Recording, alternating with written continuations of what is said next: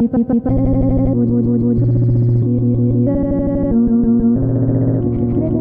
tried to rationalize this case in my head and try to understand where this person was coming from, but as a parent, I still can't understand how you could do anything like this.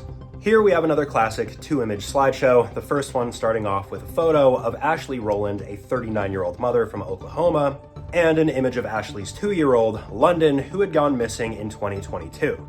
This entire case happened back in April of 2022 after Ashley's daughter London went missing, and for a year the circumstances surrounding this case weren't really looked into.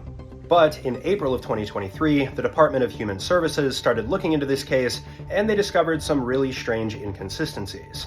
Well, fast forward to this year very recently, and Ashley was brought in for questioning to try to understand what might have happened to London. Initially, Ashley claimed that London was just with her father in Georgia, but clearly that's not true, otherwise I wouldn't be making this video.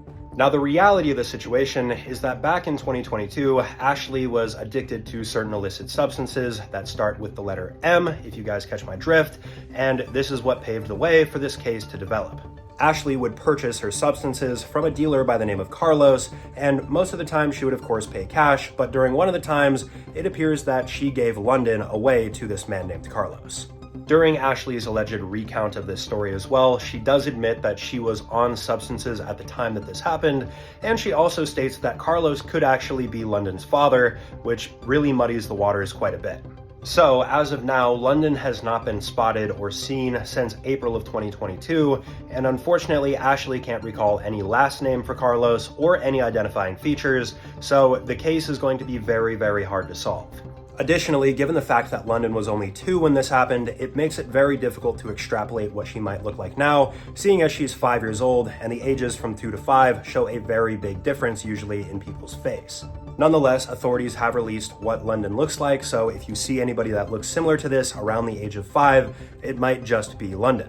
As for Ashley, she of course was arrested, and I believe she's still in custody, being charged with child abandonment, which carries a maximum sentence of up to 10 years in most states, and a fine of around $20,000.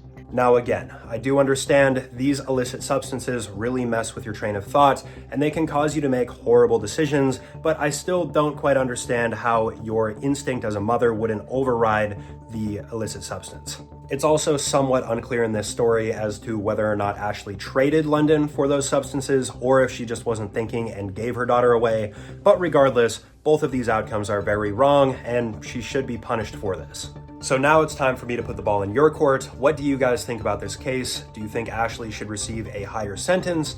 And what do you think the best course of action is going forward to find this 2-year-old? Because to me, it seems virtually impossible now.